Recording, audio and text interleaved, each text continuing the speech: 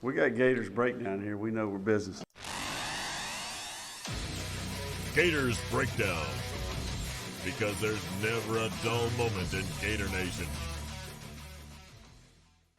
The Gators Breakdown podcast is ready to go. I'm your host, David Waters. You can find me on social media at GatorDave_SEC. We teased it long enough last week. Teased it on social media all last week as well. And joining me this week, the guys from Reading Reaction, Will Miles, Nick Knudsen.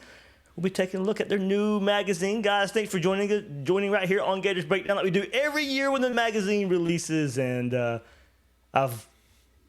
it's way too much to read by the time I've gotten to it. I had some graduations, had family in town. I sat down, I think it was Sunday evening a little bit, and I was like, oh my, there is a lot to dive into here. Great work once again, guys, and of course, we'll share it. If you haven't already picked it up yet, we'll make sure to tell you where to pick it up. But guys, really good job once again. Thanks, Dave. We appreciate it. We appreciate you always having us on here to promote the magazine. It's I would say it's a labor of love, but sometimes it's a labor of hate, depending upon whether Amazon will let us put things through their sort of matrix of things you got to leap through to get stuff on there. But folks have asked, we launched this 4 years ago. It was just a digital only thing. People asked for hard copy, something in their hands. So this is the best way we found to get it out to you. So hopefully people are enjoying it. Certainly if you've bought it already, thank you so much. It's the biggest first weekend we've ever had. So we're thrilled with the initial sales coming in. If you have already bought it, please go to Amazon and put in a review if you enjoyed it.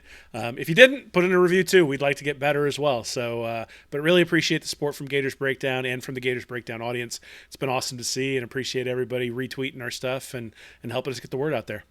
Yeah, Dave, as always, tremendously supportive. We really appreciate everything you bring to the table, helping us out, get the word out about the magazine. Will and I, this is my first podcast I've done in about 3 or 4 months, I think. I think it was an awesome marketing strategy of just disappearing for several months and not promoting it at all on Twitter for a few months. As a great marketing strategy by us. We really put a ton of work in, and I think we got to live up to what we do each year, and we're trying to make it a little bit better each year. And certainly, like Will said, we don't want to just hear the good. We want to hear what people out there would like to see.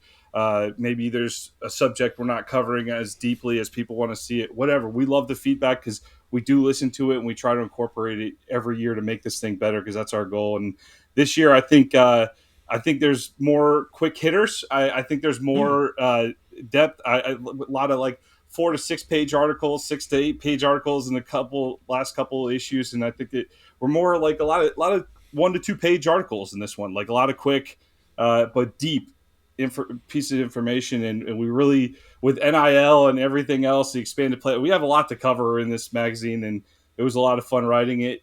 We actually have a bigger challenge of deciding what to cut than coming up with enough material. That's usually the problem for us. I can believe it. It's hard to believe you cut anything, honestly. Like you said, it is a good mix of quick hitters, one-page things, and then some, lengthier deep dives, especially with the play calling and the play design and all that, and your recruiting stuff, which we'll get into, and play. It is a great mix of all thing Gator football. So everybody, one more time, it is readreaction.com/mag. It'll take you right there to Amazon, or you can get a digital copy as well. But plenty to get into with this, which we will. Kind of what we'll get. We won't give too much away on the episode. I don't want to give away all the hard work these guys put in.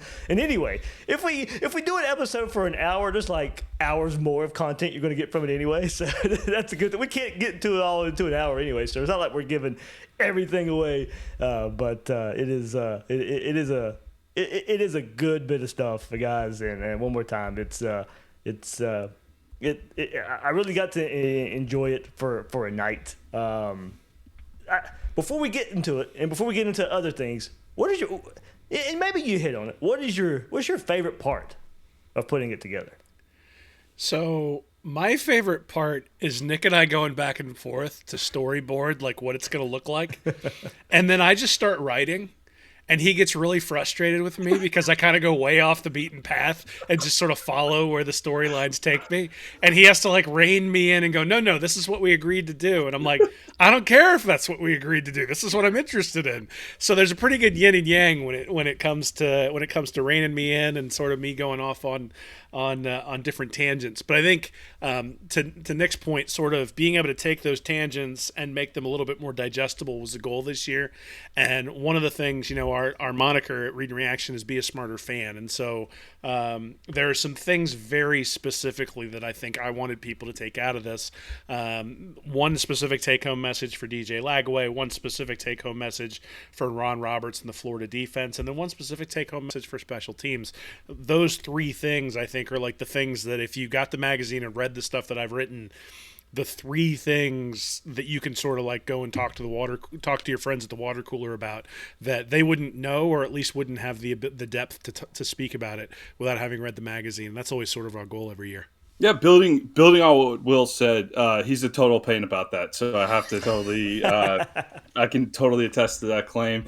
But it's also a great problem to have, because I'll read it and I'll be like, man, I got to find a spot for this. I got to figure out how to do that. But that is part of the challenge. That's part of the fun of putting it together. But like, I think the biggest thing that I really enjoy about this magazine is we did a good job, I think, of really getting down into telling the story of what the differences were last season. And like, there's a lot that you can articulate just by watching, but we actually have the numbers that support it. I mean, Will does a great breakdown on DJ Lagway. Guys, it wasn't just that it looked good. It wasn't just that we were excited about some plays. There's a lot of numbers in there that I did too. I broke down play by play throughout the year. I actually built out an entire spreadsheet with every single play.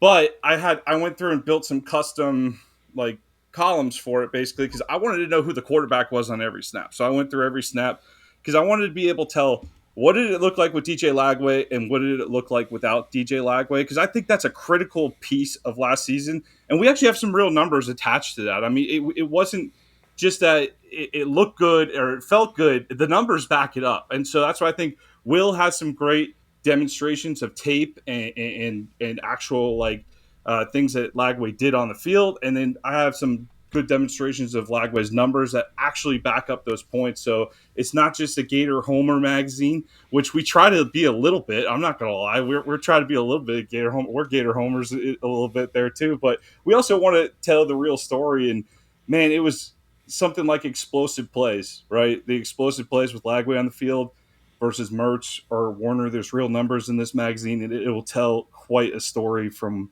what we saw last season, and also how they can build on that and build that into something going forward. Good deal. Let me, just for sake of everybody knowing out there, I didn't record this live because of some technical difficulties we had last week. So I'm going to make sure we don't have them this week. So it's not live. I want to make sure. So they're trying a whole bunch of new things. We have 3 people on the new system there that I'm working with. But go through some table of contents, and then we'll dive into the episode a bit more and some other things. But table of contents, so you guys know what you're getting here. Some father-son connection there with the shot heard around the world with the Martins there. If you've been to the Harmonic Woods tailgate with Robin and Josh Mayer, of course, there you get the familial feel there. Some GM talk. The Billy Napier Conundrum, which we'll get into here a little bit here on this episode. The Gators locked down Florida. We'll get into that as well. Recruiting maps, transfer portal. That's what I found really interesting as well. The SEC roster construction. How the West was won. Why DJ Lagway is already the best quarterback in the SEC. Lagway's room for improvement. The crib sheet. Florida's Jekyll and Hyde defense. Ron Roberts resurrection. And then you go defense by position.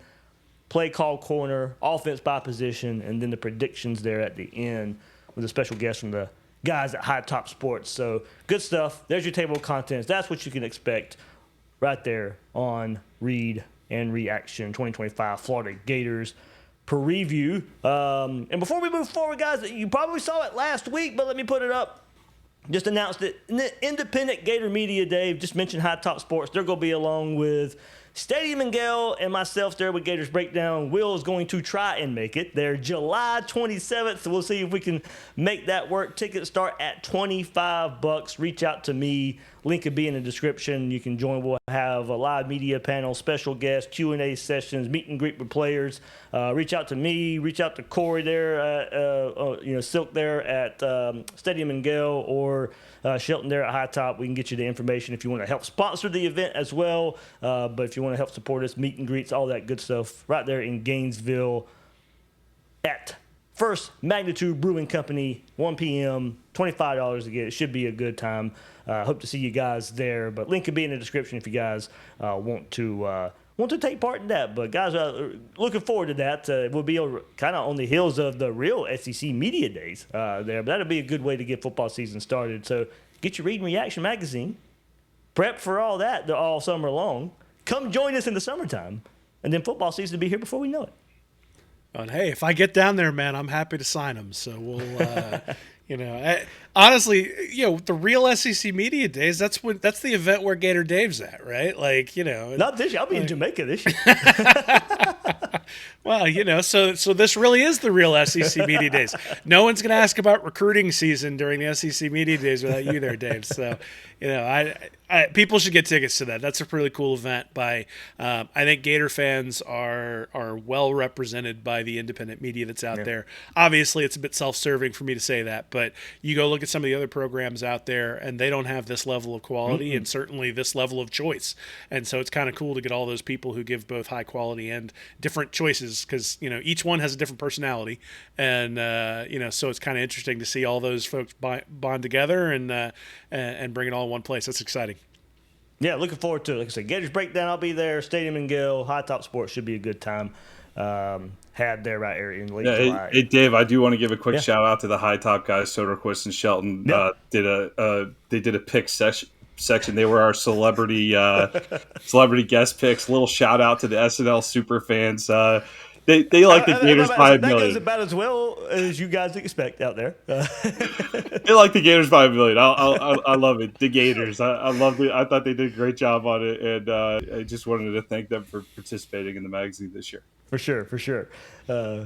All fun, all good fun was had, believe me, there when those guys get involved. So, all right, good stuff. Everybody hit that like button, subscribe right here on Gators Breakdown. That like button really helps us out on YouTube. Subscribe on YouTube or your favorite podcast platform. Leave some comments out there as well, what you think about this conversation we're about to have about the 2025 Read and Reaction Florida Gators preview. Maybe you guys already hit it. I said favorite part about putting it together, but what is your favorite section? What is the one thing that you take away from what you put together as all the work that you put in? I'm sure early mornings, late nights. What's your favorite section? Go ahead, Nick. It's like what's your favorite kid, right? There's a lot of good ones. I think there's a lot of good ones in there. But I really, to me, I go with Will's section on the play breakdowns. I love the QR codes. I'm a big fan of that. Like, I think we actually last year or a couple of years ago, we had attached them to YouTube videos, and then people were getting commercials when they're hitting the QR code. So we actually take the time, we cut out the plays, we put it like on private mode on our site where you can scan it. There won't be any commercials, and like it's nice and easy for everybody. But I love the breakdowns as you're watching the play. I think that's a pretty unique thing we do every year. But also, like, I think the crib sheet section this year, that was a fun one to write. That's one of those sections that it's a lot of quick hitters, a lot of dense details, 1-page articles. I definitely enjoyed writing that one. My favorite is one titled "The Ron Roberts Resurrection." It really points in my mind to when Florida's defense changed, and it indicates that Billy Napier really gave the keys to Ron Roberts during that first bye week. And there are real statistical reasons to believe that. which then leads us to ask the question of, does that mean we should have significant amounts of hope for 2025? And so to me, it's not only the most interesting aspect of things and really what happened last year, but it's also the thing that gives me the most amount of hope going into 2025. And I mean, I talk all the time about recruiting is about hope, and that's what you got to cast if you're the coach and all that sort of stuff. And I look at what happened with the Florida defense last year, and I go, there are real signs that turnaround was real, and here are those signs. So that's the one that I like the best, because it portends a team that might have a chance to do something special, and it's been a long time since we've been able to come into a season and talk about Florida having the potential to do something special. And I mean, obviously Lagway is a big part of that, and the biggest part of that, but he needs help around him. And so to look at that and say, hey, is there the ability for him to get the help? Yes. And then why is that? And be able to point that out is something I thought was really fun. All right, let's get into the magazine a good bit. We'll start with you, the Billy Napier Conundrum. And look, we've discussed this in kind of many ways, of course, since the end of last season, and why 2025 will be fun. We got a glimmer of hope at the end of last year with Lagway and improved defense, as you just mentioned, but still a coach that has a 500 record, at his time at Florida, and still deciding to be the primary play caller. What is the Billy Napier conundrum there? I mean, the conundrum is that I think we all want him to succeed, but he has had so many moments that make you question him that you've sort of got a lot of people on the fence. I think you've got some loud voices in certain forums who are just anti-Napier no matter what. I think you've got some loud voices in different forums who are pro-Napier no matter what. But I think it's reasonable as a fan to be sitting there on the fence and saying that 2025 is a prove-it year. And so the conundrum is, that they didn't really start practicing hard until the bye week last year. Or that, they've had these just face plants the last couple years in openers. And it's like, we spent all offseason talking about being ready when the lights come on, and then they weren't, right?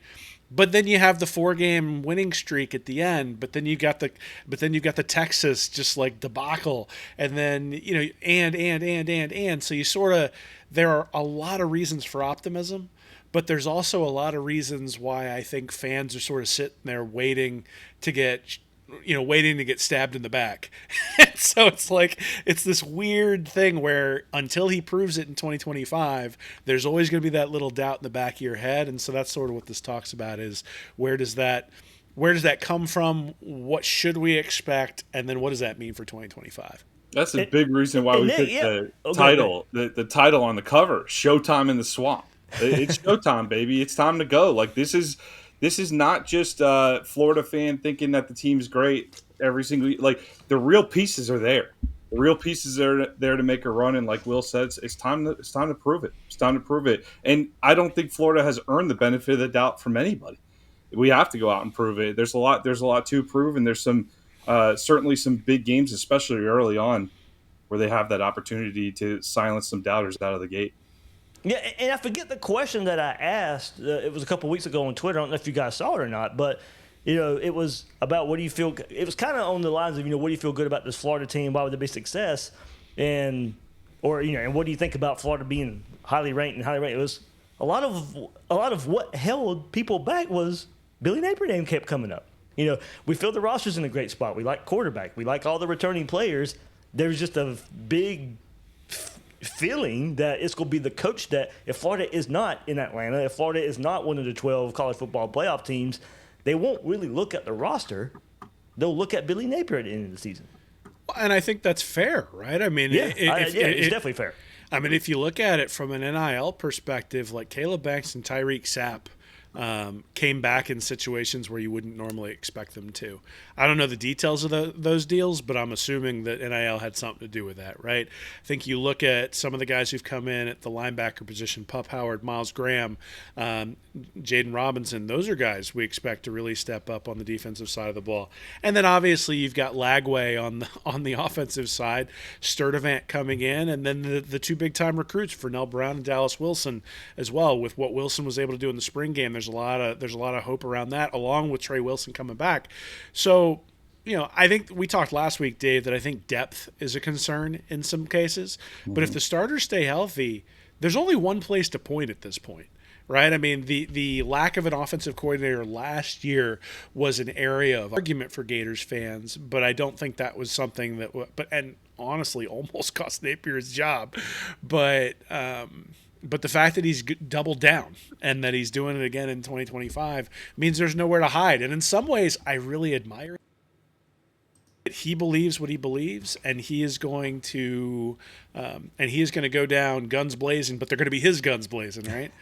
But that's sort of the conundrum, right? Because you look at it, you go, there's like common sense stuff that just sometimes seems like it's missing. And you're like, all you got to do is have the special teams, man. Like all you got to do is it would be so easy to take the pressure off himself by bringing in an offensive coordinator, and he's chosen not to do that. So it's an interesting approach. We're certainly going to see how that turns out. But I think it's completely fair to say that 2025 is a prove-it year for the Gator program, a prove-it year for Billy Napier. Now, obviously, with Lagway having 2 years left, that does sort of color the level of patience, but I think with those defensive guys coming back, this is really your shot. Yeah, I can. Yeah, Dave, I broke down the schedule too, where it's like with the Power Four, removing Sanford, removing the Tulane bowl game. We were 6-5 against Power Four teams last year. Average loss was over 17 points per loss. Average win was over 15. So the good news is on the positive side, though. Before last season, there was only 4 times in the Napier era that the Gators had won any game by plus 11 against Power 4 teams. And last year we did it 5 times.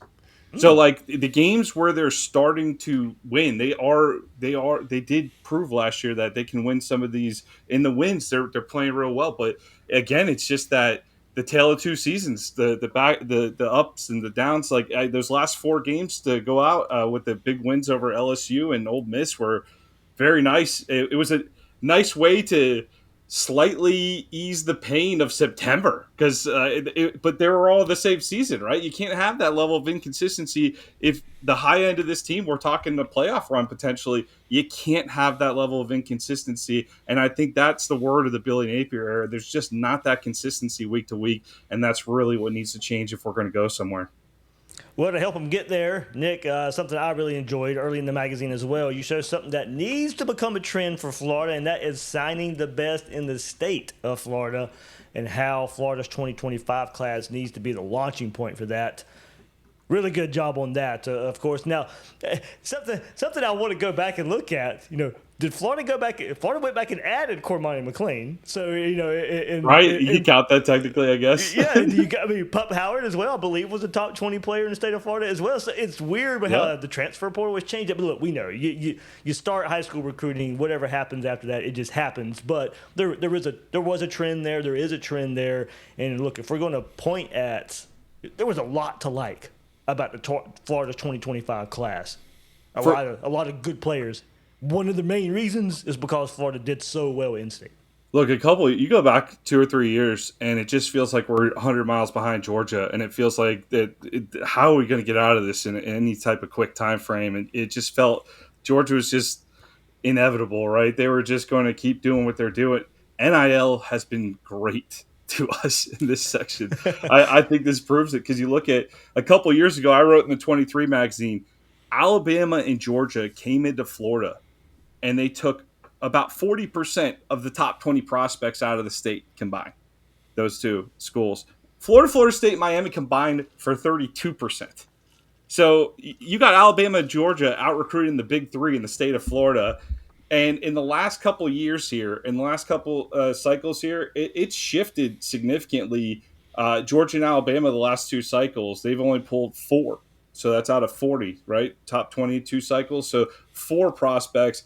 And Florida last cycle pulled 5 of the top 20 out of the state of Florida, which is at the level Alabama and Georgia were doing a couple of years ago. So you're not only seeing Florida put their stake in the ground this season, but you're seeing them do it at the level that Alabama and Georgia were once at. And the thing is, it's 1 year, Dave. Can they do it again and again and again? And the other encouraging part, too, that I had noticed last year from our map section was in the Billy Napier era, we had only had 2 commits from South Florida, the Broward, Palm Beach, Dade, those counties, South Florida, 2 commits in the first 3 cycles. We had 6 this past cycle out of South Florida. So that's a huge upgrade. 6 million people in those counties, population-wise. We should be pulling, I said 2 to 3 to be conservative, but at least 2 to 3 top players out of those counties every single cycle. So it's great. And it's like you said with the transfer portal, I think would Zandamela be on there too,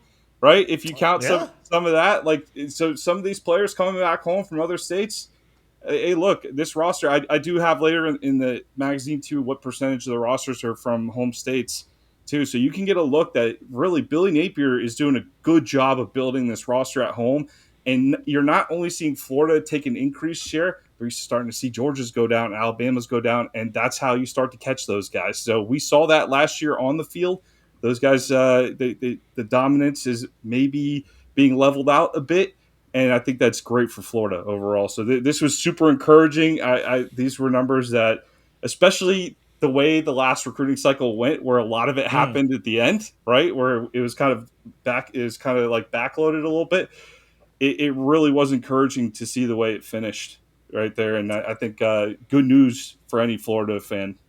And it reminds me, this is after Miami smashed Florida in the opener, and Florida was the one who took advantage, late down the stretch. And it's funny, I remember going, after the season, and when this was happening and this was all in play, I was like, on the recruiting trail, that win didn't mean all much. And I had Miami fans all blow up at me and all that stuff. But it turned out that way. I mean, oddly enough, Florida gets blown out. Everybody remember all the highlights after the game where Miami's players are going up to the recruits in the stands and trying to get them to come to Miami, and they're trying to shove them away and all that. And in the end, it still ended up with Florida being the school that did so much better. Credit to Katie Turner for pushing them down the tunnel. So, Dave, you're telling me that on-field results don't impact recruiting? Oh, who would have thought? Yes and no, because I think Florida's November had a lot part to do with that. I know. Certainly that had an impact. But it's funny how it didn't translate, though. It was like so many people thought it would.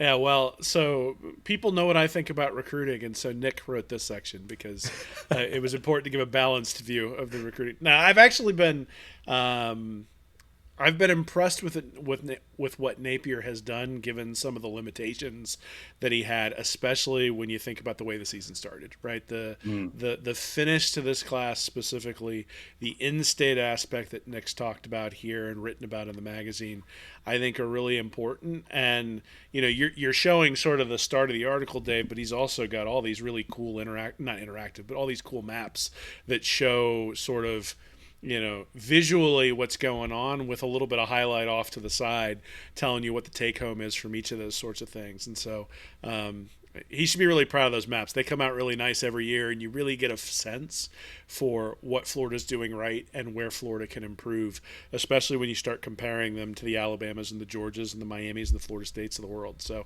it's a cool feature that Nick does every year. It just keeps getting slicker and slicker every year he puts it together. Yeah, for sure. I like that as well. That's one part I still need to dive deeper into. Hey, what I did dive deep into, Nick, you got the gears turning. You got the gears turning today. I had to look at the current top 20 state of Florida prospects and what it looks like on the 24/7 Sports Composite. Half of them are already committed, and none to Florida. The Gators did have 2 of them, though. Linebacker Isaiah Williams and cornerback Jalen Waters. They had 2 of them at one point. Also, you had wide receiver Naeem Burrows, who was thought to be a heavy Gator lean at one point before committing to Clemson earlier this spring. The number 1 player in the state, according to the 24/7 Sports Composite, is American Heritage quarterback Dia Bell. He's currently committed to Texas. Florida already has their quarterback in Will Griffin. So now I wanted to look, you look at Florida's best chances in getting to state's elite. That would probably be right now, currently, defensive lineman Kendall Gravel, who comes in as the 19th best prospect in the state of Florida. You have edge prospect from IMG, Jake Kroll. He's the state's 3rd best player. Florida's in it for him, but Oklahoma may be the team to beat. Maybe a bad season in Norman and a coaching change could sway that Florida's way. You have cornerback Chauncey Kennan. He makes his decision on July the 6th. Florida is in the mix along with Georgia, Miami, LSU, Florida State, and Oregon. He's a 9th-ranked player in the state. And even though he's committed to Nebraska, cornerback C.J. Bernal is the 12th best player in the state of Florida. He could end up at Florida with a strong senior season. Wide receiver from St. Augustine, Samorian Wingo, could crack the top 20. He currently sits as the 22nd player in the state. Linebacker Malik Morris is the 27th best player in the state. The Gators are fighting hard for his services. And if people are wondering, quarterback Will Griffin is 34th currently in the state of Florida on the 24/7 Sports Composite. Given he's a quarterback and if he plays well, maybe another big jump for him. So, either way, in looking at it all, Florida has their work cut out for them to kind of even get close at replicating those 2025 results. Well, we saw some flips late too, Dave, right? Yep. But I don't mind if you show this map here, if you scroll down a little bit. Okay. But this is a look at the top 20 prospects in the state over the last several cycles here. And it just goes to show here. It just goes to show there's plenty of room for improvement, right? Those blue dots are Florida. So there's still the black dots are out of state, and the other ones are Miami and FSU there. So there's plenty of room for improvement for the Gators, even though they had a very nice cycle. It's the competitor in you that goes, hey, we could get a little more, right? We could can we get one or two more next cycle? I think this needs to become the standard. This needs to become the standard in state. Florida's a huge state, and we're the flagship. We should have that locked down. Good deal. So there's your recruiting update, and relating it to everything Nick showed us right there in the read and reaction 2025 preview. Hey, Will, let's go back to, of course, we have to go to this. DJ Lagway's on the cover, so we have to dive into a little bit of DJ Lagway, of course. Without giving away too much, there was a lot spent on DJ Lagway from multiple angles in the magazine. But in looking at it in all the ways that you did, and looking at him and pairing it with Napier and the offensive style and the play calling, how you put it in one section was, quote, fundamentally Lagway's skills translate to points, which is why everyone is so high on the Gators in 2025. And we've already teased it. You had the section titled Why DJ Lagway is Already the Best Quarterback in the SEC. Like I said, without giving too much away, what can readers expect to find about DJ Lagway in the magazine? Yeah, I think the big thing is 10 yards per attempt. Like, that's fundamentally the thing that he does well, is something that's difficult for quarterbacks to do well. And he's got to fill in the gaps on the things that most quarterbacks are good at, and then you have to kind of build in to being able to go downfield. And you think about that he did it with very limited mobility last year, which is another skill he's going to be bringing to the table this year as well. So I sort of look at it, I think the only real competition for him in terms of best quarterback in the SEC is Manning at Texas. And I think Manning has quite a bit of help there. Manning played pretty well last year, but you look at the other guys, you look at the quarterbacks on the schedule. You look at, you and I make fun of every week Nussmeier at quarterback, and everybody thinks he's great, or some people think he's great. But Aguiar at Tennessee, you got Austin Simmons at Ole Miss, Zach Calzada at Kentucky. He's like a 14th year senior there at Kentucky. Gunnar Stockton at Georgia. Georgia obviously has a roster around him, but Blake Shapen at Mississippi State, Marcel Reed at A&M. These are not guys that we're really talking about in the Heisman race. So there's sort of two components to this. Is one, Lagway really does a lot of things well. Two, there are some things, and we point this out in the magazine too, there are things that he can do to improve significantly. Those are things that he should be able to do pretty well based on his skill set. And then the third thing is that the competition is relatively light in the conference right now, which means, and there's even an entire section that talks about how the SEC was won last year. And really the takeaway, or one of the big messages there, is the quarterback play in the conference from 2023 to 2024 really changed. And that's one of the reasons why we saw a lot more parity last year than we did the year before. And I suspect that parity is going to maintain in 2025, which means if Lagway can take a step up, Florida's going to have a quarterback advantage in just about every game they play, which means obviously that you come into every game 7 points ahead or 14 points ahead at the QB position, and all of a sudden, even if the play calling is a little bit suspect, even if the special teams are a little bit suspect, even if the defense, the tackling is a little bit you still have a chance to win those games, whereas maybe you weren't able to before. So a lot of, to me, I still just go back to the 10 yards per attempt. It's that the big play capabilities that Lagway showed, the accuracy, the ability to pick apart when the defense gave cover 3 and didn't throw a zone at him. Now, when they threw zones at him, there were things that need to improve, obviously, but I think he's going to have the ability to get there. And you think about a guy like Nussmeier, who's coming into his 4th or his 5th season, and he's very, very good from behind the line of scrimmage to 15 yards out. But you go deep, and efficiency drops way off. Lagway is probably the most efficient quarterback. Was probably the most efficient quarterback in the country on deep throws last year, and then was well below average 15 yards and in. There's no reason for him to be below average at those distances, right? And so I think 1, the injury, 2, sort of the speed of the game, and 3, just not really getting first team reps all year long probably lead to that sort of stuff. And I think all of those things are going to be gone. The injury concerns are gone. The first team reps, he's going to get all of those, and he's not a true freshman anymore. Game's going to slow down a little bit, and I think started slowing down towards the end of the year. And with his ability to run, it's going to slow down even more because he's going to have the ability to escape. So I'm anticipating a big year from Lagway, but even if he puts up the exact same performance that he put up last year over a full 12 or 13 game season, he's one of the best quarterbacks in the conference already. And I think that's sort of the thing is people like talking about Lagway as being good for a true freshman. And the thing I really wanted to emphasize in here is, no, he's good. Right? It wasn't just that he was good for a true freshman. It's that he was good last year. Don't let Miami fans hear that. Well, they've got Carson Beck, so they're going to know what good quarterback play is real quick. I want to get to play calling in just a second with Nick because there's a couple of aspects in the magazine that I really like what he pointed out. But anything play calling wise, Nick or Will, in relation to DJ Lagway.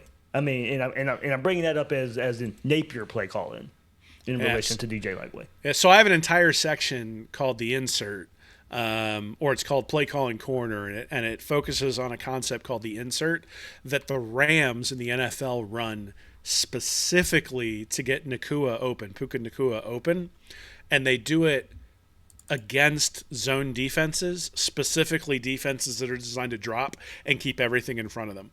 And so I think there's some play calling stuff that Billy Napier can do specifically, and he can pull it from – it's actually interesting. I went back and I found plays where the Rams had used it, but I also found plays where Army had used it and some plays where Penn State had used it a few years ago in their running game. So there are some things that Florida can do from a play calling perspective when the defense decides not to give him those looks that give him the deep shots to essentially manufacture those deep shots.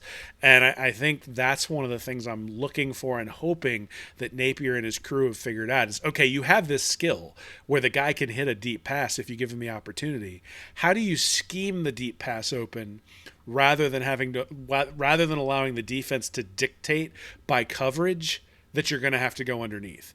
And to me, that's the thing that Napier can hopefully do with the coverage. And, there's a whole 4 or 5 page section that details that concept and sort of the progression of how you can help your running game that way, and then how that helps your quarterback, and then what you can do in the passing game as well.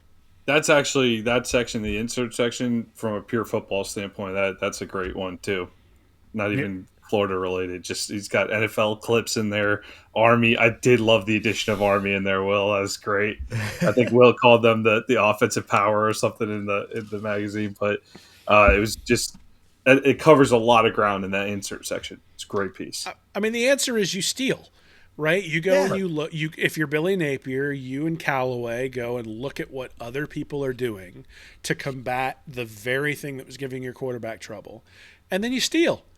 And you go, I'm going to use that concept or that specific thing. And the funny thing is that it's not like Napier has used this concept just in a very limited capacity.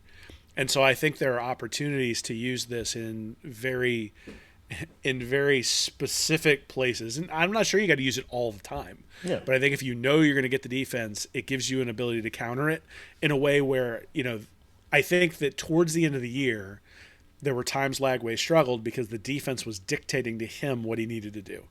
And I think when you've got a quarterback of his skill set, if you do things right on the play calling side, you can dictate to the defense what they need to do. Like you can make them uncomfortable with the coverage that they're in, rather than them making you uncomfortable being in the coverage, and dictating things with their coverage. So that's what I've been looking for from Napier. One of my biggest pet peeves when I hear a coach say, well, the numbers weren't there, so we did this. Well, they're baiting you into doing that. I mean, if all they're doing is showing you numbers and they expect you to, okay, well, they got 8 in the box, or okay, we're going to throw it. Or opposite, and we're going to run it. I mean, okay, you don't let them dictate. That's just, of course, especially with all the disguises defenses do these days and all that stuff. It's just, I always hated that.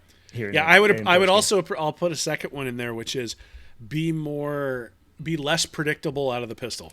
that would be my second request. Well, on that, let me translate it to what Nick had to put in the magazine, because I enjoyed this section too. Can Florida add some fun to the run? The run first, ask questions later, and then one of my favorite ones, Nick and I got together on this earlier this year, was make or break in the middle 8, because that was a big section last year. We all talked about it on the podcast. We talked about it as on the magazine last year, and it all kind of goes in relation to Billy Napier, the play caller. Does he run too much? Can he open up the offense? What does he do before and after halftime? Nick, I really, really enjoyed that section right there.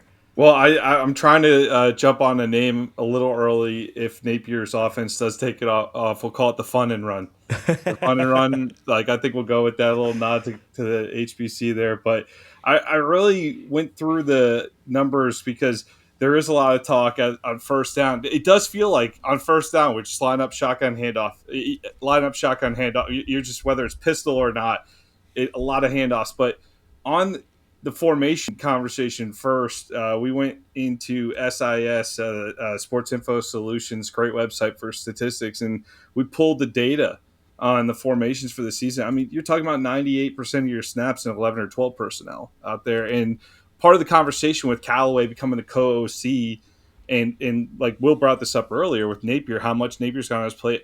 Callaway talked about running a more open offense, especially you got those 2 receivers coming in, those freshmen with Brown and Wilson.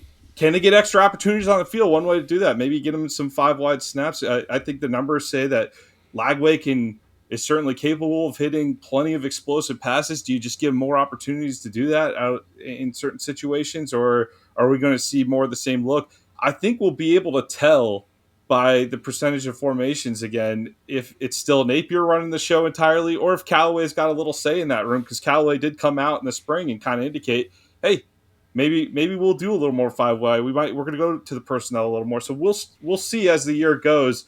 Like I said earlier, I'll believe it when I see it. I gotta see it at this point. I think we're probably going to see some of the similar features. But one of the advantages of going through play by play and really customizing this spreadsheet was I was able to really track what we were doing on first downs too, right out the gate, and it was very conservative, because there are times, and a lot of the times too, like Will and I are texting on first down handoff. There we go again. When Lagway, I just tracked Lagway starts because I wanted to. It's not that I didn't care about the rest, but I'm trying to project ahead to 2025 here, right? So his first start against Kentucky, we handed the ball off 92% of the snaps on first down, and so that's 23 out of 25, right? So we handed the ball off 23 times out of 25 snaps on first down, and this is a guy that is capable of hitting that big play, and really every time you're handing it off, you're taking the ball out of his hand for the opportunity to do so. Well, so to be fair, that was one of the offense's best performances of the year. Right, against Kentucky. I'll give you that. I will give you that. But I'm not specifically criticizing Kentucky. I'm using the numbers to illustrate the fact that we are. Hey, there's some good performances too. Florida State was very similar too, right? Florida State was very similar. I don't know if I'd call that a great offensive performance against Florida State though, but it just. I think there's a tendency, and of course, freshman quarterback, right, trying to protect the guy to some extent. I'm sure there was some of that going on. I think opening it up on first down specifically will help a lot with this offense. I think it gives Lagway the opportunity to hit a few more plays, put the ball in Lagway's hands a little more to try to stretch the field, because I think he's earned the right to do that this year. Whereas last year, maybe you're trying to protect a freshman. Now, what I want to go back and look at now is, you got me interested. When they would try a first down deep shot, and it was incomplete, how many times did they follow that up with a run? Right. Right. 125%. And Dave, I could send you the spreadsheet. You could actually pull that. You could pull Okay, that there data we go. yourself. There we So go. I'll send you that Send it to spreadsheet, me. and you could actually look that up. But I will say this: like, I mean, you look at it. What is that? A lot of people's criticism, like, is it would be very predictable. Now, don't get me wrong; a lot of coaches would fall into that. It's deep shot on first down, and for Napier, it's around midfield. You're going to take that deep shot. It falls incomplete. I mean, what 80% of coaches are probably going to run it the next play. So it's not necessarily a hit on Napier, but it does fall into the more of the predictability part of the offense. Well, and again, one of the numbers we have in there, Lagway on 43 first down pass attempts hit 10 explosive plays, 20 plus yards. It's you're talking 25% right there almost, right? So you're talking almost just shy of 25%. One out of every 4 pass plays, the guy's hitting an explosive play. Give that guy more opportunity. Give your home run hitter more swings. That's kind of what the numbers are saying right there. What you got, Will? I mean, it's time to put away the tidy whities. That's what it really boils down to, man. It's like, Billy Napier is like early stage Bryan Cranston and Walter White in Breaking Bad, right out there in the desert with his tidy whities on. At some point, you got to switch over, man. It's like time to take a risk. And I think, look, I mean, what's the point in having the quarterback like Lagway if you're not going to take it? Why have a Lamborghini if you're not going to take it out of the garage, right? I think that's really the thing. And look, And it's not just Lagway, it's the receivers too. And is it possible that you might crash the Lamborghini? Sure. More likely if you're in Georgia, but sure. The reality is. Sorry, I couldn't resist. But the reality is that you got to give it a try. And I think some of the numbers that Nick's really poured over here just suggest that not only do you need to give it a try because, hey, Florida needs more explosive plays. Florida, we'd love to see a more explosive offense. It's that when given the opportunity, he succeeded. Right. And so, it's not like there's not a track record now of success. And yes, sometimes the defense is going to dictate that you hand the ball off. But a lot of times those safeties come creeping up because you have that tendency. So even flipping it a couple of percentage points means 3, 4, 5, 6 extra big plays over the course of a couple of games. So no more tidy whitey Walter White, Billy Napier. Russ Callaway needs to buy him some boxer shorts or something. Nick, quick hit on the middle 8 there. Just amazing how consistent that is, isn't it, Dave? It's consistent. It's such a consistent stat. And again, it's not that it's some revolutionary stat. I just find it fascinating because I don't think it's a readily available stat out there. So we go through and put it together. And I do think I think with UF you see a clear pattern, right? When they win the middle 8. 5-1 on the season last year. You lose the middle 8, you're 2-3. You tie, you're 1-1 in the middle 8. So the middle 8, for those of you who aren't up on it, the middle 8 is the last 4 minutes of the first half and the first 4 minutes of the second half. And so a lot of times you see, and I do have another article about Florida's last drive before halftime and about how little production there is on that drive typically. I think they had 13 points all season going into the half on the last drive. Didn't score a touchdown until the FSU game. That's a big part of the middle 8 because that's the opportunity. The whole concept is this is our one point in the game where we can score, not give the ball back, and then get the ball in the second half. And so I do think that this is something where it's not that they did a bad job last year. I mean, they did okay. It was pretty reflective of the season.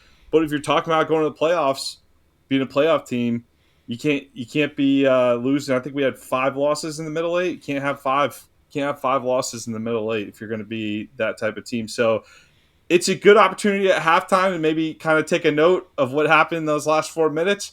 And then the next 4 minutes coming out the gate, how's it go? Does that drive? I count for the record if a drive starts before the last 4 and ends within the last 4. So if it starts or finishes within that window, I count that drive because I do think that should count on that. So count where we're at the end of that middle 8 at every game in the middle of the game. It'll give you a good opportunity. 70% of the teams that win or tie in the middle eight, they end up winning the game.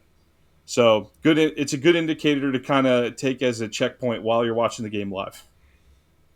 Yeah, I really enjoyed that. You and I talked back and forth on that one earlier this spring, so glad you were able to get it in the magazine. I enjoyed that one a good bit, seeing how it all played out there for the Gators. Let's see. One of the other parts I really enjoyed was the SEC roster splits. And, we talked about roster before and Florida's high school recruiting, and now kind of translating it to the transfer portal additions as well. And we see Florida's, really high on that list, along with Texas, Georgia, Tennessee, and Alabama. I mean, it's a really good find there of how. And we know the message from Billy Napier since he was hired and almost, when he's been asked about roster construction, it's we're going to hit the high school ranks and we're going to build through high school recruiting. And it certainly shows up.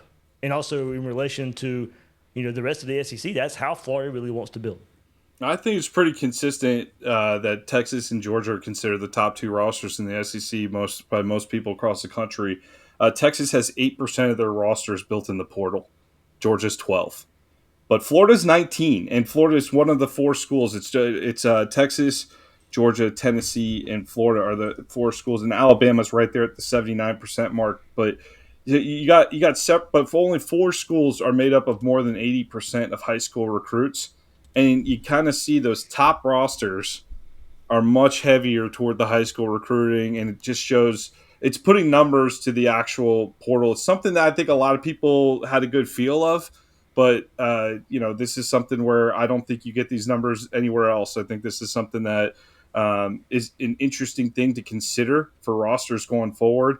And I think the whole way to build a roster now has just completely changed in the last few years, and it's an interesting dynamic across not only the SEC but college football.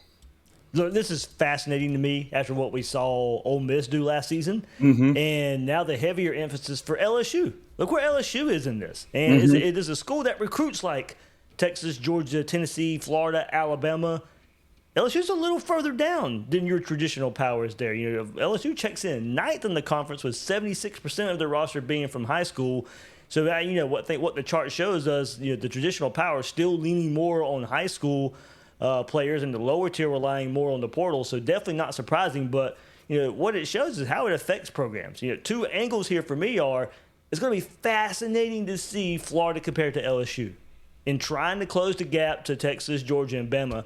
Will it be continuity that plays out, or will it be heavy portal that wins out, or maybe both are successful, or maybe both fail? Maybe we don't really get a straight answer here. And also, the stark difference in programs like Kentucky and Ole Miss.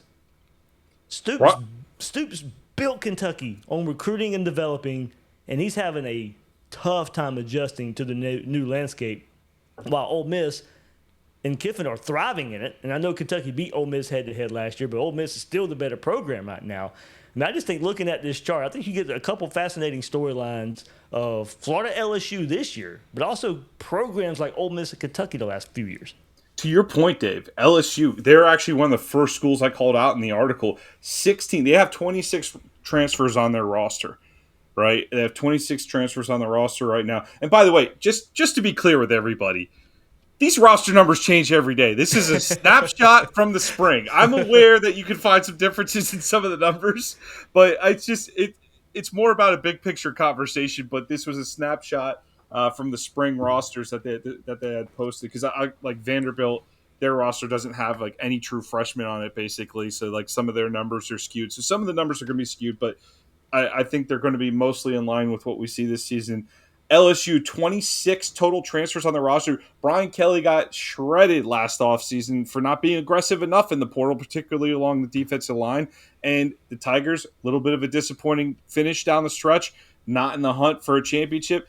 They went hard in the portal. We saw two of our guys, right? Pyburn and Jakeem Jackson end up in Baton Rouge. 16 transfers this cycle. And again, it's a little reactionary. So it's a little bit of the Ole Miss storyline where, hey, we're loaded. Let's be aggressive and go after the Walter Nolans of the world and some of these top guys and bring them in and make a title run. But you also have a storyline like LSU who dips in there because maybe it was a disappointment and we really need to have a big year this year. So we're going to fill some spots where we really feel like we need the help right now on the roster. Oklahoma, too, is a team I'd like to highlight in that group. John Mateer coming over from Washington State. Look, I know Oklahoma did not have a great season overall last year. They had that late season win over Alabama. Not many highlights outside of that.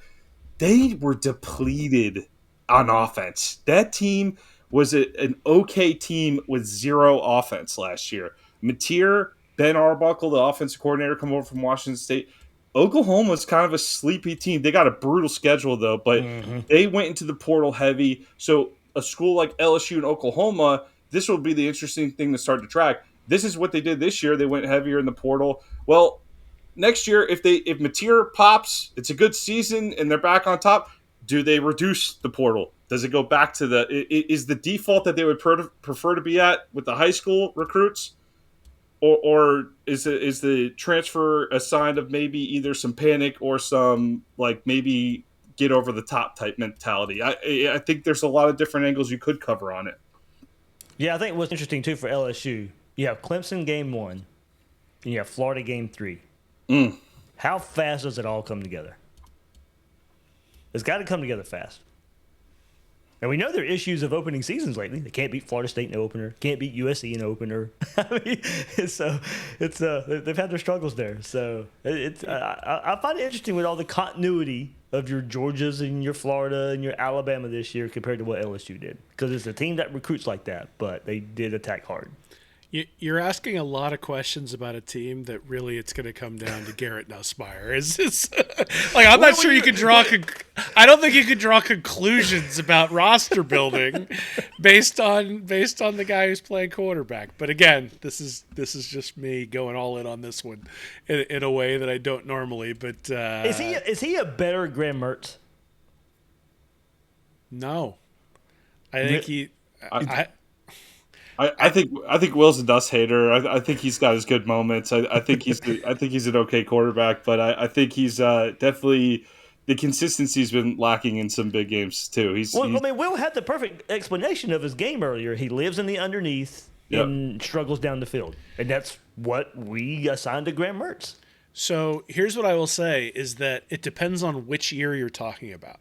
So Graham Mertz 2 years ago. So I have a stat. I have an entire preamble in the magazine talking about my stat, yards above replacement, and it incorporates a quarterback's ability to avoid sacks and run the ball as a mark of efficiency, along with his ability to throw the ball. 2 years ago, Graham Mertz was slightly below average based on yards above replacement. Everybody was really impressed with how good he was compared to Wisconsin, but the warning I had was, that's kind of who he is, right? Like, slightly below average, maybe average. I thought last year he actually avoided sacks much better in the limited time that he was in there. I think that would have probably normalized a little bit over the season, but he didn't take a ton of sacks. And so he actually was sort of – he wasn't like – so I sort of – the tiers, like when you get to 1 for yards above replacement, that's good. If you get to 2, you're talking Heisman level. He was like a 0.3, 0.4 last year. Nussmeier was negative last year and has been negative every year he's taken appreciable snaps. And so he takes a ton of sacks. So not only, like, if DJ Lagway was taking a bunch of sacks, I'd be okay with it because it's feast or famine, right? You're going to hit the deep shot, and while you're waiting for the guy to come open, you take a sack. But for Nussmeier to take a boatload of sacks while then dumping it off 3 yards from the line of scrimmage, that's the thing that gets me, is that there's not an efficiency with the short game that I think Mertz has. So you asked me that question.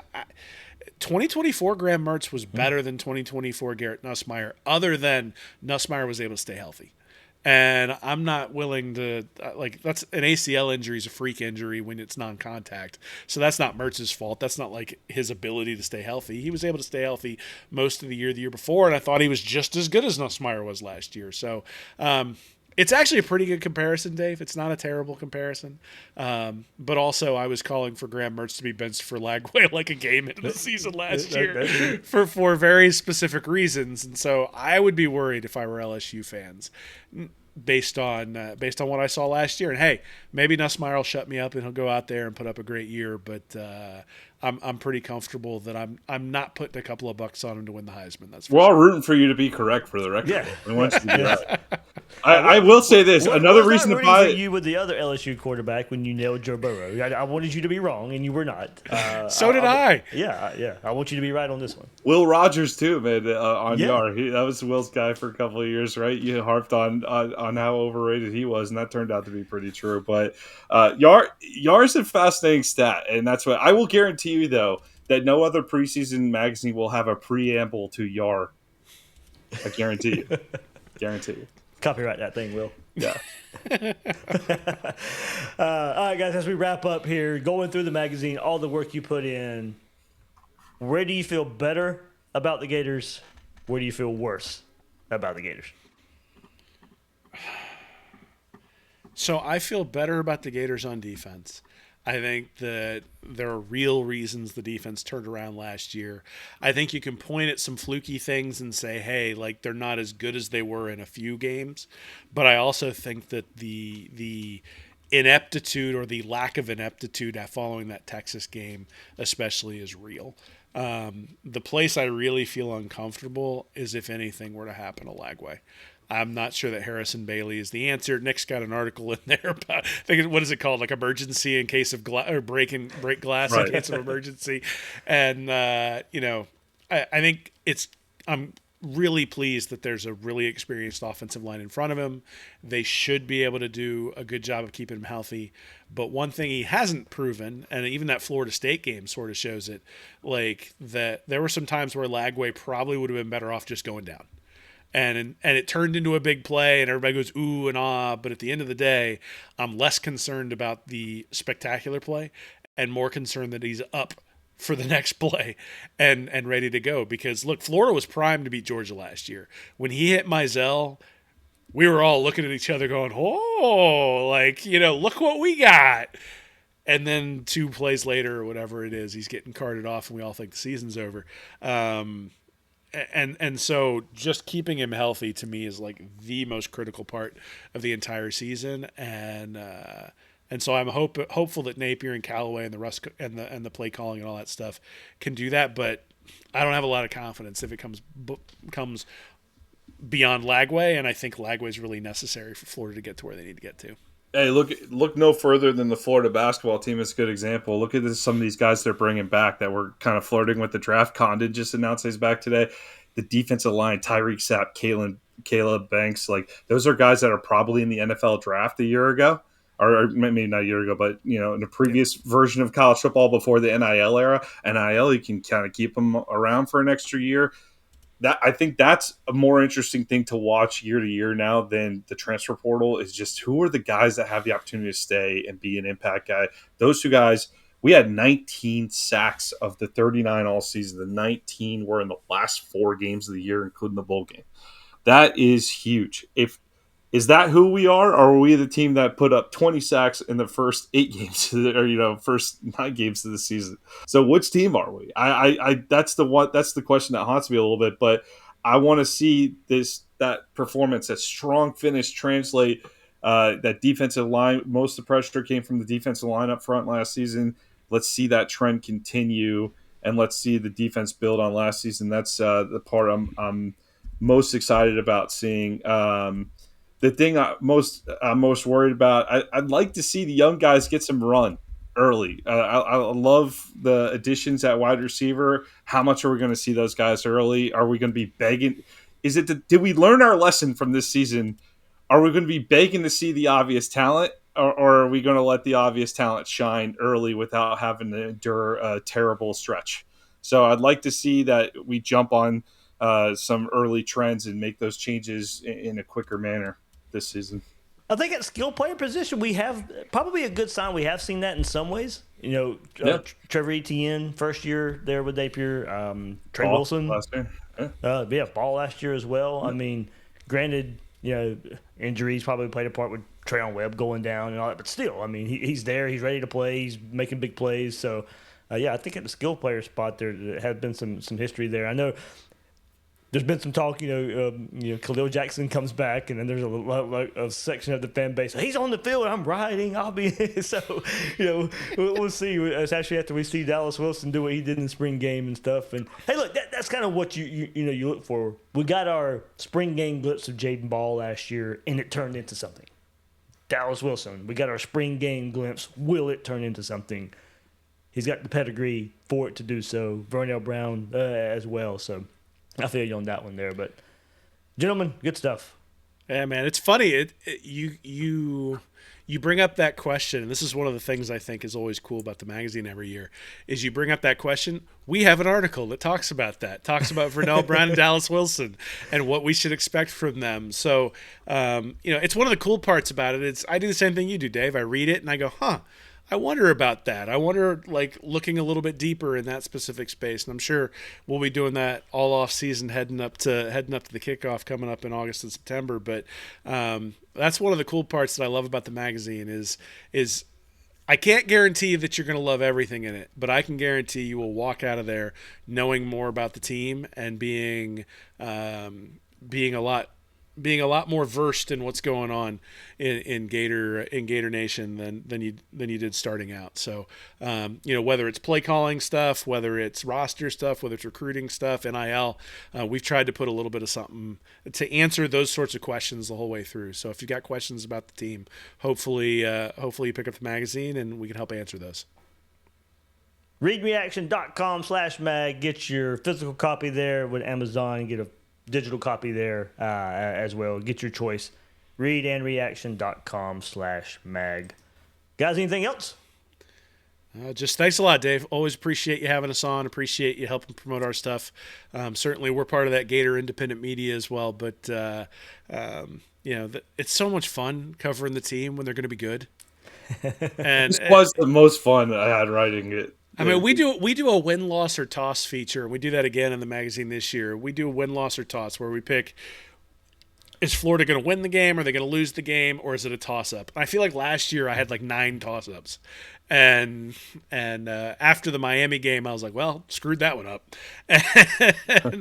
and I would say that, not to give away the entire picks, but I would say there's a lot less toss-ups this year. And I think that's a mark of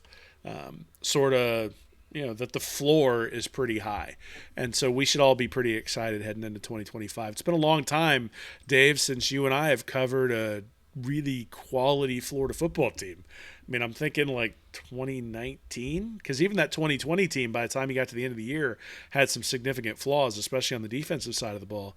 19 with Grenard, go 11-2, win the Orange Bowl against Virginia. That's probably the last time that we were covering a good team. Yeah. But that wasn't the team that was threatening for the national championship, right? And so preseason 2020 going into 2020 is that's about as close as we felt going into a season how we feel now. Well, and that was a fun season until the fog. Yeah.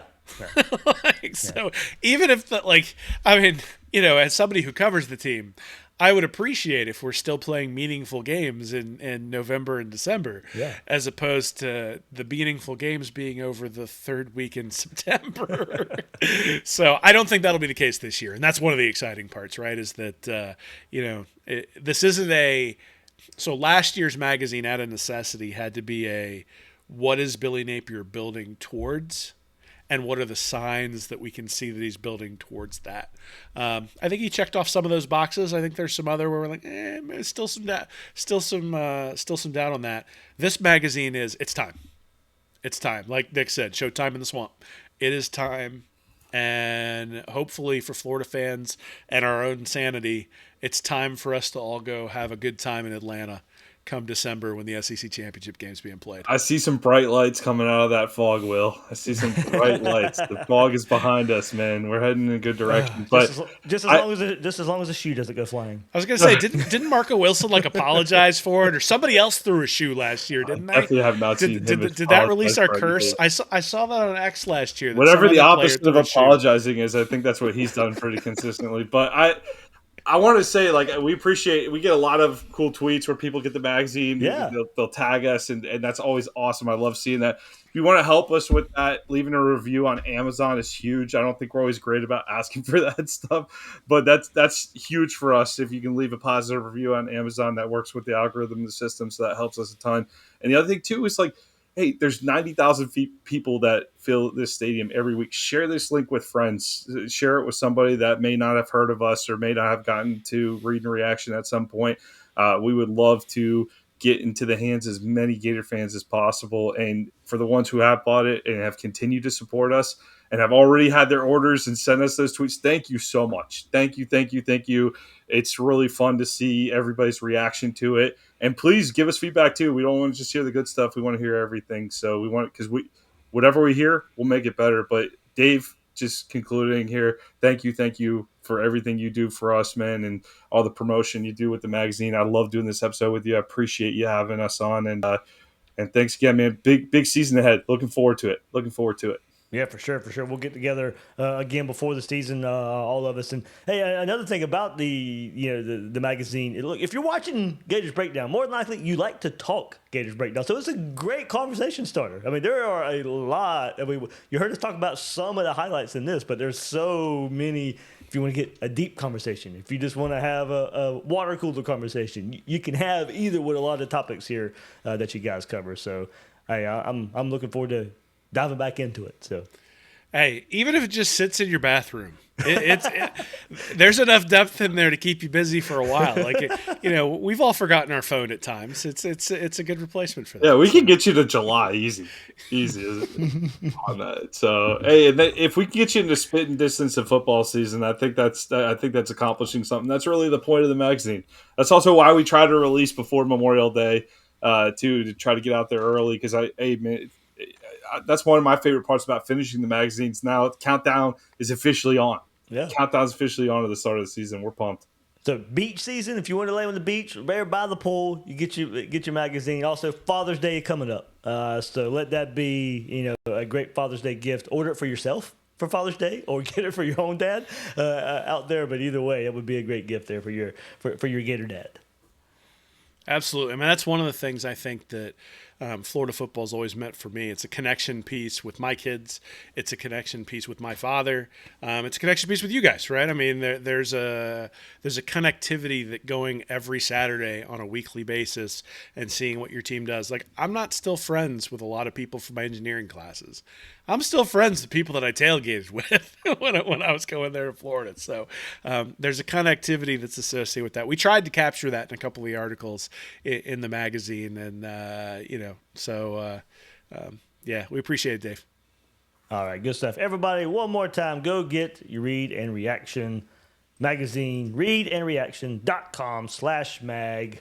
Get your copy right now. That'll do it for this episode of Gators Breakdown. I am your host, David Waters. You can find me on social media at GatorDave_SEC for Will and Nick at Read and Reaction. Everybody, thank you for listening or watching this episode of Gators Breakdown.